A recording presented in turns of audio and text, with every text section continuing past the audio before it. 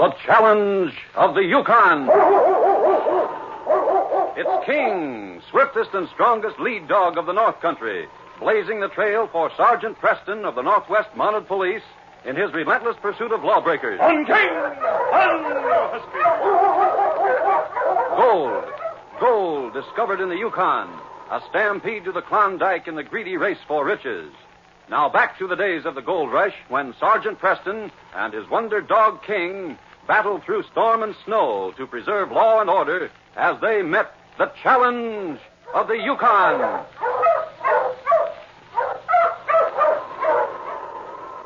Sergeant Preston, with his dog King at his side, knocked at the door of Jim Crane's cabin on the outskirts of Dawson.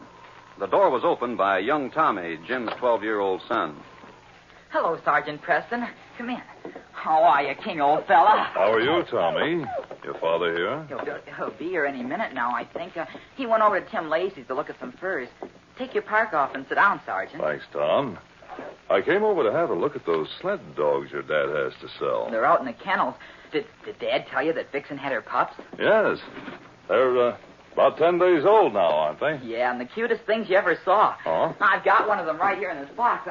Will King hurt him if I show him to you? Oh, no. King won't hurt a puppy. Come here, King. Down, boy. Oh, look at him, Sergeant. Isn't he a beauty? Oh, I should say so. Let's have a look at you, young fella. Well, he's a good dog. Nice bones and build. His stomach is all swollen up. I guess he ate too much dinner. That reminds me of the last case I was on. Was it that bank robbery? Yes, Tom. I just got back a few days ago. I heard something about it. Gee, Sergeant, what happened?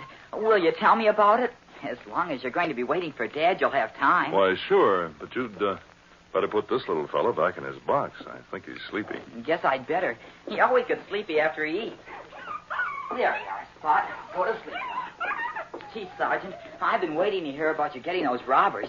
You discovered that the bank had been robbed before anybody, didn't you? Yes, I did. But the robbery was evidently planned about a week before. There were two men who arrived in Dawson about that time with the names of Hank Sims and Tim Johnson. They came into the Gold Nugget bar quite often, but didn't mix with the other men very much. However, they did manage to meet Jed Wilcox, the old man who sleeps in the back room of the bank. They called him to their table one night. Look over there, Tim. That's the old codger I was telling you about. He don't look very dangerous. You sure he's the one who guards the bank?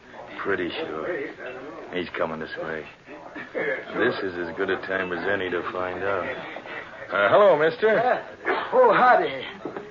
Well, I don't remember seeing you in town before. You strangers? Sit down and get acquainted. I won't be able to stay with you long. I got to go to work. You don't work at night, do you? Yep, I do. I came up to the Yukon to look for gold, same as everybody else, but my luck ran out on me, I guess. Before I hit any pay dirt, I had a bad accident. I slipped on some ice and injured my back. I was in a pretty bad spot, I can tell you. Are you the bank clerk? Oh, no. I ain't very good at figures. I just sleep in the back room, watching it from night. That sounds easy enough. Well, it ain't too hard, but it don't pay much. I guess I'm lucky to be working at all, though. Hank and Tim waited almost a week before going ahead with their plan. They bought a good dog team and loaded up with supplies. Then at midnight, one night when it was snowing and cold and the town was quiet, they drove up to the bank. Can you get it open, Tim? Getting locks open is my business. This is nothing. There, it's open. Easy now. Can you get over and turn that lantern down a little? Someone might see us from the street. I'm going to need a little light to crack that safe. There ain't anybody on the street. We're safe enough. Oh, old Jed is a sound sleeper. Yeah. Oh, you clumsy fool. I couldn't help it. It slipped out of my hand. You woke the old man up. Get over there beside that door. Who's there? Hey, what are you doing? Yeah, that did it. You won't give us any trouble now. Good. I wonder if the old duffer saw me. He didn't get a chance. I got him the minute he stuck his head in. Now tie him up and gag him. Now you get back and see what you can do about that safe. We better get out of here fast. I was coming home from a patrol north and got into town early that morning before anybody was up. When I passed the bank, I noticed that the door was open. I stopped the dog team and decided to have a look. Hi, King. Oh, you Huskies. Hey, King, come along, fella. Oh, it's funny. There's nobody here. What is it, King? Jed. Wait a minute. I'll get that gag out of your mouth. There. Are you hurt? Thanks, Sergeant. I'm hurt, but not too bad. Good. I'll untie these ropes. There. Oh, I've been lying on this floor all night. I'm cold and stiff. I'll help you up, Jed. Now, sit over here near the stove. There's not much fire in it, but I'll poke it up. The bank's been robbed, Sergeant. Tell me about it while I fix this fire. Oh, I got a lump on my head the size of a hen's egg. They hit me with the butt of a gun. It's lucky I got a good thick head. I wouldn't be here to tell you about it. Did you get a look at them at all? Yes, I saw one of them. Oh? It's a man who's been hanging around the Gold Nugget Bar for about a week. He's a big fella with a scar on his face from his left eye down to his lip. His beard don't cover it. What's his name? Well, I heard the bartender call him Hank one night. Maybe he can tell you something about him. I'll check there later. Now, tell me what happened. Well, I sleep in the back room here, you know. Yes? Well, last night I woke up and thought I heard a noise. I keep a lantern burning in here all night, so I got my gun and came to see what was wrong. When I opened the door, I saw this Hank standing in the middle of the room. Just then, something hit me from behind. His partner was probably waiting beside the door when you opened it. I never knew what hit me. When I woke up, I was tied and gagged and couldn't move a muscle. It's a wonder they didn't kill you. This Hank fella didn't know what a good look I got of him, or he probably would have. He just happened to be standing where the lantern light showed up that scar on his face. Well, how much did they take? We had over $50,000 worth of gold in this bank. And they took every bit of it, I suppose. Well, we checked, and the thieves had taken everything they could carry. $50,000 worth of gold in dust and nuggets is a heavy load. It had snowed early that morning, but I remembered seeing rather a fresh trail when I came into town. The tracks were deep, and the snow hadn't quite filled them. I hadn't passed a sled or a team on the way, so they may have heard me coming and hidden. I reported the case to headquarters and asked to be assigned to it. Inspector Grayson gave me my instructions. Oh, Sergeant, I'm sending a man with you on this case. He's Corporal Terry. Just been transferred here from Montreal. You've met him, haven't you? I met him this morning, sir. Jim Terry's a good man, but this is his first trip north. Knowing the North the way you do, Sergeant, I can't think of a better way for him to learn than going on a case with you. Well, thank you, sir. We have a very accurate description of these men who robbed the bank. You can't miss Hank Sims, as he calls himself, with that scar on his face. The man who's with him has 2 fingers missing on his left hand. His name is Tim Johnson. I'm sure they must have left town by the trail that I came in on, sir. That's very possible, Sergeant. I think you and Corporal Terry had better try that direction. Perhaps you can pick up some information at trading posts or from trappers along the way. At least it's a place to start. Remember, they have a heavy load, Sergeant, and won't be able to travel very fast.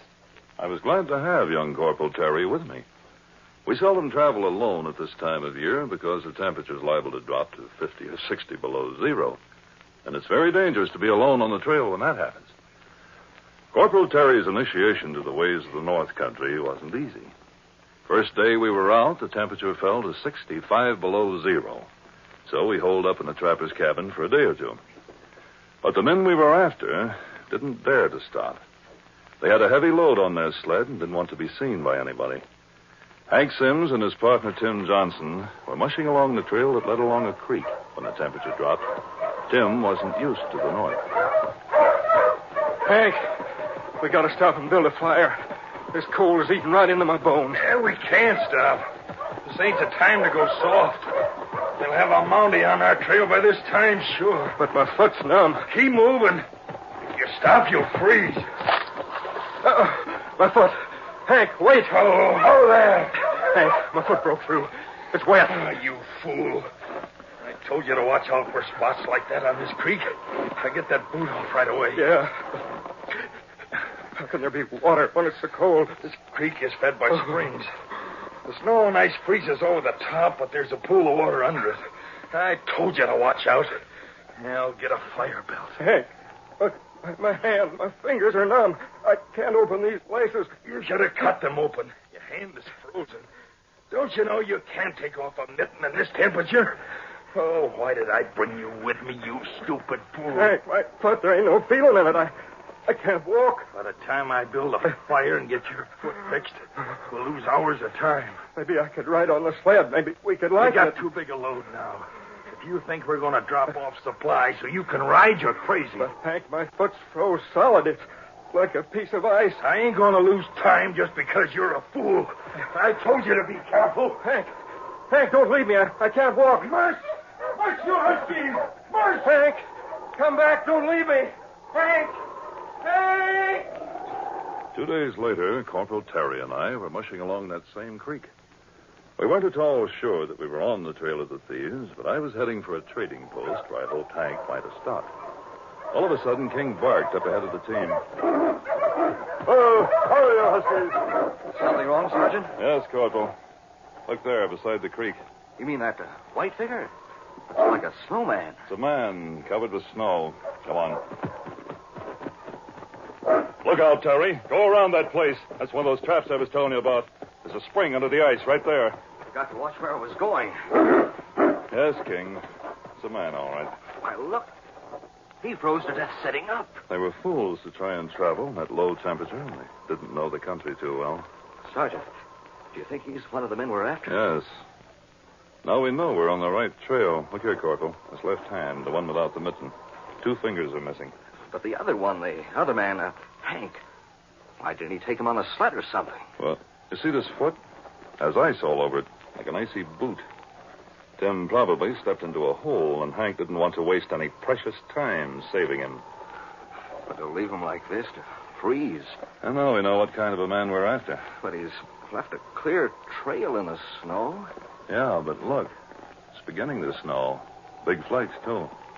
This trail will be covered in less than an hour. Or at least we know what territory he's in, Sergeant. We covered Tim's body with branches and went on. The temperature was higher, but the snowfall was very heavy, and we lost a lot of time breaking the trail. Complete darkness had fallen when we were about 5 miles past the trading post, and I headed for the lights of the Cranston cabin. The Cranstons were friends of mine. The Cranstons will put us up tonight, Corporal. They're a nice family. You'll like them. A family, you say? You mean a wife, maybe children? Yes, a little girl. Her name's Jane, and she's about 10 years old. Why would a man bring a wife and child way out here in the wilderness? Jim makes a good living trapping in winter, and he takes a lot of gold out of the creek in summer. He'll have enough to retire soon and go back to civilization. Oh, they must have heard us coming. There's Jim now. Who is it? It's Preston, Jim. Looking. Oh, you huskies. Well, Sergeant, I'm sure glad to see you. This is Corporal Terry, Jim Cranston. Hello, Corporal. Can you put us up for the night? I sure can. Good. Molly has supper ready, too. Come on in. I'll take care of the dog, Sergeant. You go on in. Well, thanks, Corporal. Give them a lot of food. They've had a tough day. I'll take King in with me. Come on, boy.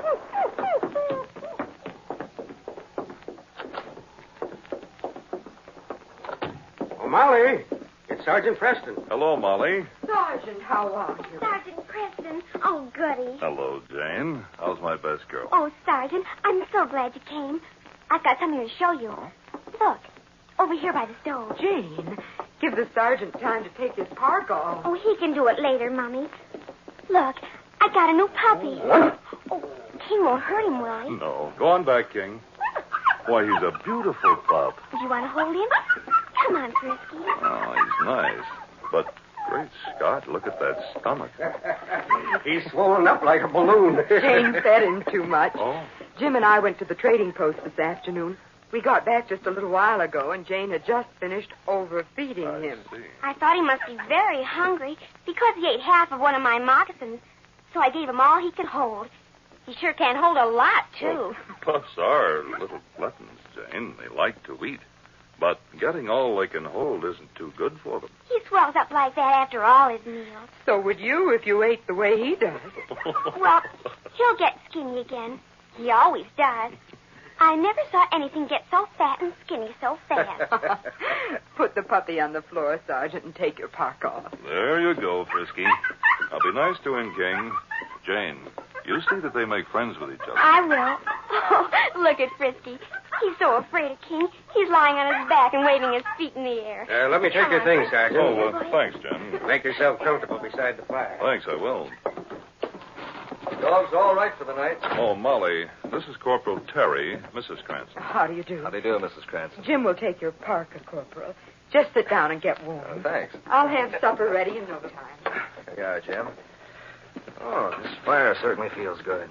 Are you boys up here for any special reason? We're trailing a bank robber, Jim. He got away with a fortune in gold. You haven't seen anything of a man with a scar on his face and a black beard, have you? Well, a couple of days ago, right after that coal spill we had, I saw a man with a 6-dog team. Oh? I was coming home from my trap line. He crossed the trail just as I was coming to it. I yelled at him, thinking he might be someone I knew. But he didn't stop. He just waved and kept right on going. Was he packing a heavy load? He sure was. His dogs were having a rough time breaking the trail. Sounds like our man. The time would be about right, too. He was headed towards the mountains. He may hide out somewhere around here for a while. If I were you, Jim, I'd keep Jane close to the house for a few days. It's lonely around here. I'll do that, Sergeant. By a streak of good fortune, we picked up Hank's trail again the next day. My team was fresh, and we made excellent time over the hard snow crust. That night, we camped out and got an early start the following morning. The mountains loomed close now. It was noon when we came upon a campsite. Barking! Oh, you huskies! This looks like the place Hank slept last night, Terry. Do you think we're that close on his heels? Yes, he's lost time somewhere. Of course, he hasn't given his dogs much rest, and they're pulling a lot of weight. We can go about twice as fast. How do you suppose he figures to get up that mountain trail with a tired team? I think that's where we'll catch him, Corporal, unless he outsmarts us some way. If he once gets through those mountains, he might be able to make the border. He's not going to get through those mountains. Come on. On King! On, you huskies! We had no trouble following Hank's trail then. The wind had blown the loose snow away and left a hard-packed crust. But here and there, Hank's sled had made an imprint, and now and then we saw footprints where the snow was protected from the wind. There was very little daylight left when we approached the mountains. The trail led up like a great curved snake, and jagged rocks hung over it. Suddenly, there was a gunshot. I heard the whine of a bullet past my head and a dull plop as it hit the snow. I shouted at the dogs. Okay, oh, you huskies. Get down, Terry, behind the sled, quick. Say, that was close. Back here, King. Here, fella. Down, boy. Hank must have seen us coming. He's up on that mountain trail to the left, behind those rocks. He's probably been watching for us. There. I saw him that time. He couldn't wait any longer. It's getting dark. Hope he doesn't shoot the dogs. Guess we were closer to him than we thought we were. Wish we had more shelter. Maybe I can get a bead on him. That worked from this side. It's hard to see him in that shadow. Sergeant, look. Up above him. Those rocks. Those shots started an avalanche.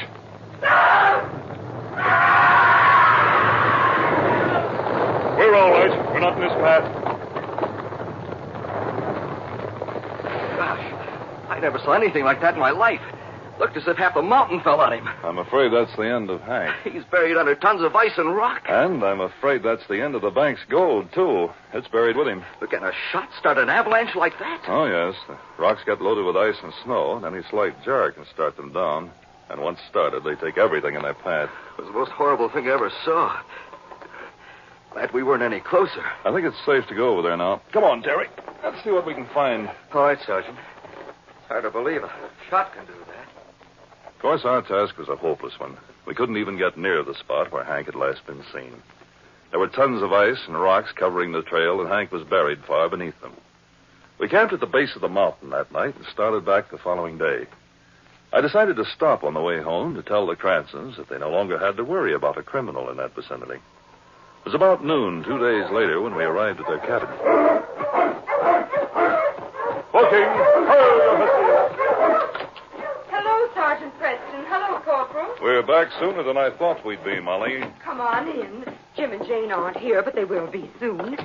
Sit down and take your coats off while I make some hot tea. Thanks. I could sure use some. Did you get the man you were after? Not exactly, but he won't bother anyone anymore. He's dead. Dead? Oh, dear. He got caught in an avalanche right in front of us. It buried him and all the gold he stole. Won't they be able to recover it? I'm afraid not. Well, at least the country's rid of a thief and a murderer. When I think of him leaving that man to freeze, it's worth all the money to be rid of him. The bank won't be too happy about it, I'm afraid. What'd you say Jim was? He's out with Jane looking for Frisky. Pup's been gone for a day and a night, and Jane's almost frantic. Oh, Sergeant Preston, I'm so glad you came back. You and King will find Frisky. I know you will. Tell me about it, Jane. Jane, dear, Sergeant Preston can't waste time hunting for puppies. He's on duty. Oh, but I love Frisky. He's the only thing that's all mine, and if I don't find him, I'll just die, that's all. Now, Jane, dear, don't cry. Of course we'll help you find your pup. You will? Oh, Sergeant, I just knew you would. Really, Sergeant, it's too much to ask you to do this. It will take too much time. Jane, dear, you Now, can't... Molly, after all, Jane's a citizen. She lost her puppy, and she has a right to ask the law to help her get it back. What do you say, Corporal Terry? I agree with you. You see, Molly? Oh, thank you. I knew you'd know how I felt, because you love King so much. Now, tell me about Frisky. When did he disappear? Well, it was yesterday morning. He ran away from me, and I couldn't go after him because Mother made me promise not to go away from the house. I'm so afraid he got caught in a trap or something. Daddy's still looking for him, but I thought I heard King barking, so I came back to the house. Oh, there's Daddy now. Daddy, did you find him? No, Jane. Hello, Sergeant. Hello, Jim. All right, Terry. That's fine. Did you lose track of the robber you were chasing? No, we got him, but I'd better tell you about it later, Jim. Sergeant Preston and Corporal Terry are going to help us find Frisky. Well, I'm afraid it's hopeless, Jane. I've looked pretty thoroughly. Didn't he leave any tracks? Well, there were some leading away from the cabin where the snow was loose, but they end over here a ways.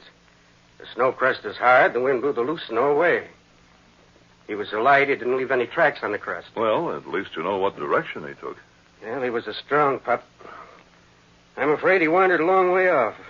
Maybe got caught in a trap. Or Wolf may have got him. Oh, Daddy, no. Sergeant Preston. No, don't worry, Jane. Maybe King can help us find him. Oh, King knows him.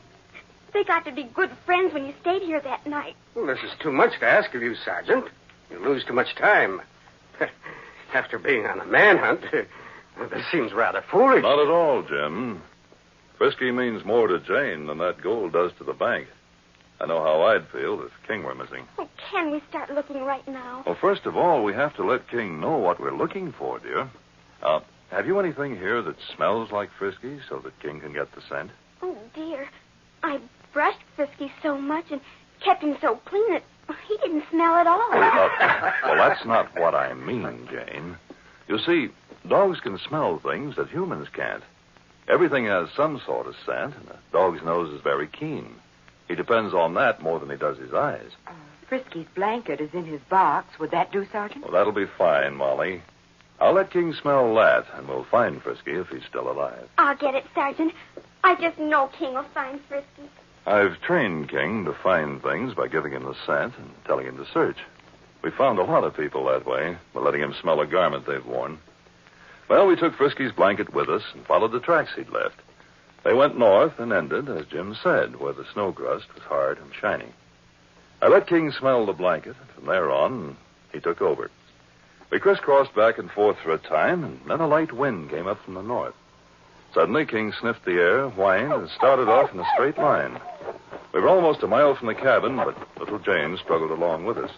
King would wait for us and continue straight ahead. All right, King, we're coming. Oh, the singer knows where Frisky is, Sergeant. He seems to be after something, Jane. Jane, dear, aren't you tired? Why don't you wait here for us? I'm not tired, Daddy. Sergeant, King seems to have found something. He's stopping beside that big rock. I see King, but I don't see any sign of Frisky. Maybe he found a rabbit or something. No, King knows what he's looking for. Oh, I hope it's Frisky. There's a pile of small rocks piled up against that big one. What is it, fella? He's scratching at those rocks. looking through that crack between them. Listen. It's Frisky. Frisky, is that you? Oh, it is. It's Frisky. Let's move these rocks and get him out of there. Come on, Terry. I'll help you.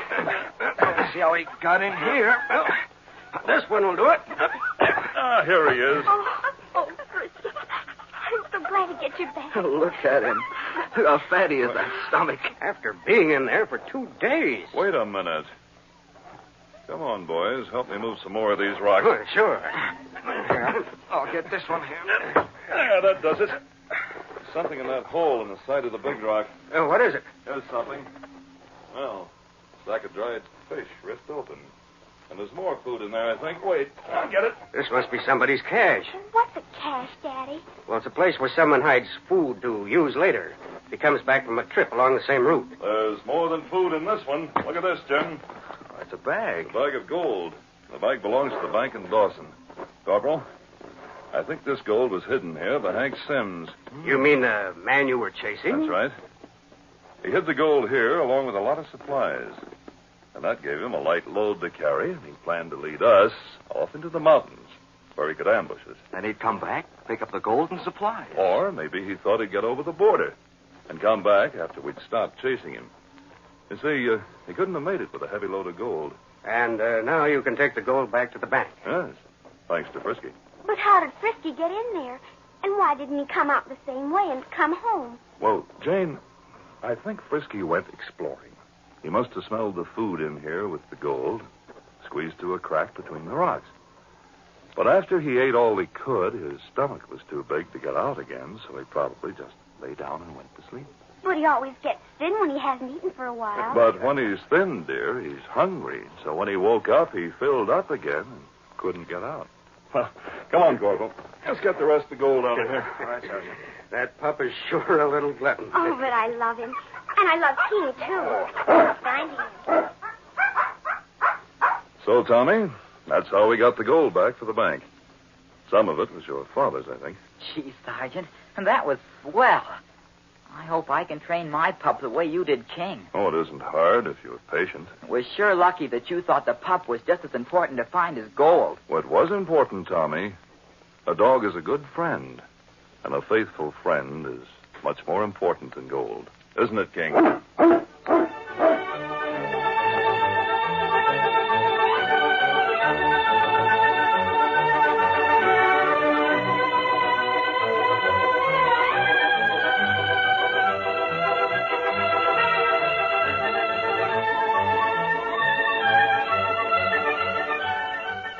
The Challenge of the Yukon, a copyrighted feature, is brought to you each week at this time, and all characters, names, and incidents used are fictitious.